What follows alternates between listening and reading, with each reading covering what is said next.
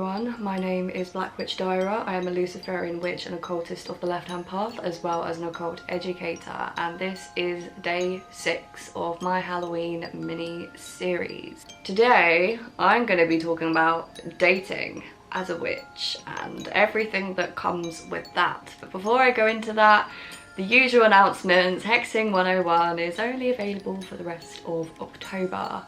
We have, what's the day? I don't know why I'm looking at my phone, because I'm recording this a few days before as if the date's gonna change. So this is day 6, so it'll be the 30th today. So 2 more days left to get access to that content. So if you're not gonna do it now, then you're not gonna do it at all. So this is your second to last warning on the availability of Hexing 101. So if that interests you, go check it out, the link's in the description. And also the Dark Arts Academy. Our Samhain group ritual is happening tomorrow, the 31st of October, and we would love to have you there. It's a self-initiation ritual dedicated to Lucifer, initiating us to where we want to be on this journey of demolatry / left-hand path / Luciferianism. It's how do I say this, like, what is the word? Customized, that's the word, to you, so you can make it your own. It doesn't have to be for a specific thing. It's asking for guidance from Lucifer into the path we want to take, essentially. So if that interests you, the link is also in the description. So dating as a witch, I thought of covering this topic a while ago because I feel like there are various points to cover on this, and what's funny is that in real life, I'm not how I present on my business social media. So how you see me on YouTube, I don't walk around all day talking about my devil worshipping and all of that, you know, that barely comes up in conversation unless I'm prompted in some way. Obviously my close friends know what I do, my close family know what I do, and that's that. I don't feel the need to talk about it. But obviously when it comes up when I'm dating and I'm asked, you know, the really basic questions in the beginning, like, what do you do for a living? And it's like, oh, you know, I mean, even in general conversation, right? Like the other day, my personal trainer asked me what I do for a living, and I was just like, you know, a bit of like spiritual coaching, that sort of thing, and just like leaving out all of the dark details and of what that entails. But yeah, I don't know, when you're dating, like, I'm someone that really is just what you see is what you get, to an extent. I'm also very secretive, so I just completely contradicted myself there. But what I'm saying is that, I'll give you an example. Obviously, I don't drink or use, right? I'm sober, I'm clean. And you know, when people ask me why that is, instead of beating around the bush, I just get straight to the point. I'm like, I'm an addict, I'm in recovery, and that's it, right? That's it. And that might make people feel awkward and a bit like, oh, I don't really know what to say to that, but like, there's no point in me beating around the bush. Like, I don't care, I don't have shame. Like, you might as well know, because like, the most typical thing to ask someone to do is like, you know, do you want to go for a drink? And it also lets me know where like I stand as well, because if that person indulges in that stuff, you know, in what manner do they do so? Are they like I was, or can they control it? Like, you know, I kind of need to know that stuff as well. But it's the same kind of thing with the whole witchcraft thing, right?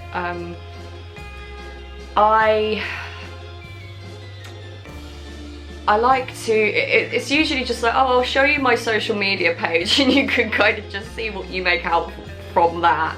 And then they have their questions and I answer the questions. That's usually how it works. And I'll just go over my dating history a little bit and tell you the kind of different opinions of my various partners. So I'd say let's go back to, let's just sort of do like the last 3 years. So the first person I actually lived with, So they saw a lot of things, they witnessed a lot of things, and there weren't really very many questions asked about it, to be honest. Like, sometimes I talk about it, sometimes I wouldn't, and you know, it was just kind of accepted, and it just was, you know, like, he didn't do anything like that, but it was just how it was. It was just normal. It was just what I did, and you know, he did his thing, and that was that. I just made the relationship sound really great, but it was actually fucking horrific. But I'm purely talking about the attitudes towards occultism here, not anything else that went on in those relationships. It's just purely staying on topic. So the relationship I was in after that, he didn't believe in anything I did whatsoever. He thought I was full of shit. But he never put it like that. Like, he wasn't horrible. Sometimes he could be really fucking patronizing. We did have a few moments where I was like, you know, what you're saying is actually quite offensive, because I remember he asked me, like, I mentioned something about having to do some work for a client, and he asked me what I was doing. I told him what I was doing. He was like, and that works, does it? And I was a little bit insulted, because I was like, do you really think I'd be charging money if I didn't think it worked? Because, like, what kind of person does that make me? So I got pissed off about that, and then yeah, various things, like various comments about like what I do, and like I was kind of the brunt of the joke with his friends, because it was like, oh, she's coming to see me, and they were like, oh, is she coming on her broomstick and things like that. So I was kind of like, oh fuck, like. And oh my god, I remember this one time I met his boss, and she asked me what I do, and I just said I make candles. Like, that was my default response. So I was like, oh, I make candles and sell them on Etsy. So that is essentially part of the truth, right? And he went, fuck off, you're a witch. I was like, for fuck's sake. So I mean, all of that is relatively light-hearted, but it did get to me a little bit. I was like, this is just not what I like. What I do is very sacred to me at the end of the day, you know? It's not something I want to share with every single person I meet or scream in their face about what I do. It's sacred, and occult means secret, it means hidden, and that's for a very good reason. And I feel like legitimate occultists and witches keep their circles small in their human world in terms of who they reveal this stuff to, because there's this intuitive kind of sense and urge to keep it secret, right? So it's kind of something you, like, for me, I only share with my nearest and dearest. But moving on, the next guy was a little bit scared of what I did, and I think he didn't understand a lot of what I was about, because of his own kind of religious belief. Like, he wasn't religious, but he very much leant towards Orthodox religion in a way. You know, he didn't go to church or anything like that, but yeah, so he very much leant towards that stuff, and obviously had the preconception that this is all evil and all of that. And you know, I did try and explain things, but again, it was like being the brunt of the joke and all of that. And I feel like that's the kind of downfall with this stuff, is if you come across someone that doesn't understand it, you are most likely going to be the brunt of the joke. And people are often dualistically conditioned as well, like they believe in good and evil, and I'm sitting here like, fuck me, or world small. Like, so it's a difficult thing to overcome sometimes. The conflict of ideologies. It's not like I'm not someone that needs everyone to understand me and agree with me, not at all. Like, I really value opposition, and I think it's just such a necessary thing for the, you know, the universe to function. But you know, the bottom line of what I ask for is respect, right? Just as you would respect any other like conventional religion, just, you know, just respect my ways, please. Like, I don't mind the odd joke, but just like being the brunt of the joke in front of other people that you haven't told, like that, has been a dick move, you know? So yeah, that's a thing. And then my most recent relationship, yeah, you know, I explained things. He didn't really ask that many questions, to be honest. I felt very kind of accepted for who I was, I'm not gonna lie, in terms of that stuff. I wasn't prompted on a whole lot of things. I spoke about it when I felt comfortable. I wasn't the brunt of the joke, really. Not at all, actually, in that relationship. I felt that my ways were respected. It's a shame other things weren't respected. Oh, throwing a little bit of shade there. Oh god, I'm still not over it, clearly. But, to be fair, it hasn't been that long, but yeah, that was respected. My ways were respected in that relationship, and it's probably the best experience of my ways being respected in a relationship that I've had so far.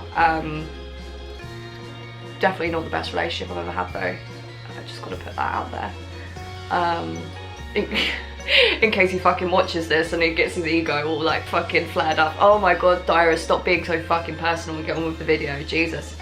But yeah, since then, dating and all of that stuff, like, people have just been generally like, you know, I'm not currently in a relationship, but, you know, I have dated fairly recently, and you know, people have just been generally quite respectful of it, and you know, they have a lot of questions, and a common thing I hear is like, I'm really sorry if this is a stupid or offensive question. I'm like, dude, just ask. Like, I'm not easily offended, and you know, I'm happy to talk about it. You know, I only really talk about it when you ask, so if you want to ask, I'll talk. Like, I'm not gonna throw books at you and references and start, you know, trying to convert you. Like, that's not what I want. And the other day I was talking to this guy, and he said something, and I made a joke, and I was like, that's a little bit sadistic. And he was like, you literally worship the devil. And my response, I gave him a look, and I was like, do I respond or do I not? And I was like, I was gonna say something just then, but I'm gonna bite my tongue. And he was like, no, go on, I can take it. I was like, oh no, I'm sure you can. It's just more satisfying if I keep it to myself, because it's this like fucking like superiority thing that comes up in my brain, where I'm like, ha ha ha, like, I know better than you. Like, my ego got a little bit excited, but no, what I kind of thought was just like, well, at least I'm not fucking brainwashed, because he was wearing this cross necklace and talking about how he goes to church on a Sunday, and like, I'm just like, well, at least I'm not fucking brainwashed and don't need a book to tell me how to live my life and be a good person. So yeah, oh, I get snarky. You're seeing my snarky, sarcastic, bitchy side in this video, but yeah, that's been my experience so far as dating as a witch. I suppose the question is, would I ever date someone like me? I'd be very kind of scared to do that, I think, for a few reasons. A, can I trust them? Can I trust them with the access that they have to the same kind of thing that I do? Can I trust them with that? And also, I feel like I don't want them to know better than me about things. So I don't, like, I'm willing to be teachable, but I don't want a superiority figure where it's like I start getting critiqued on what I do. That would really fuck me off. So that's my fear, that I would be critiqued in some way by a man who is also an occultist on what I do, and to start to tell me how to do things, because this is entirely mine. I'm very protective over it. I don't think I would like to have someone in my business, so there's that. Also, like, this is probably not a very evolved part of me that's about to say this, but it's kind of like being a witch, being in a relationship. It's like you have a little sort of hack for when things might go wrong. So, for example, like, I have a rule for myself when it comes to things like love spells, right? That I don't put love spells on the people I'm in relationships with, because for me, I usually find that it's motivated by a need, it's motivated by neediness, it's motivated by I need you to make me feel better about myself, and that's not a part of me that I want to, what's the word, enable. I don't want to enable that.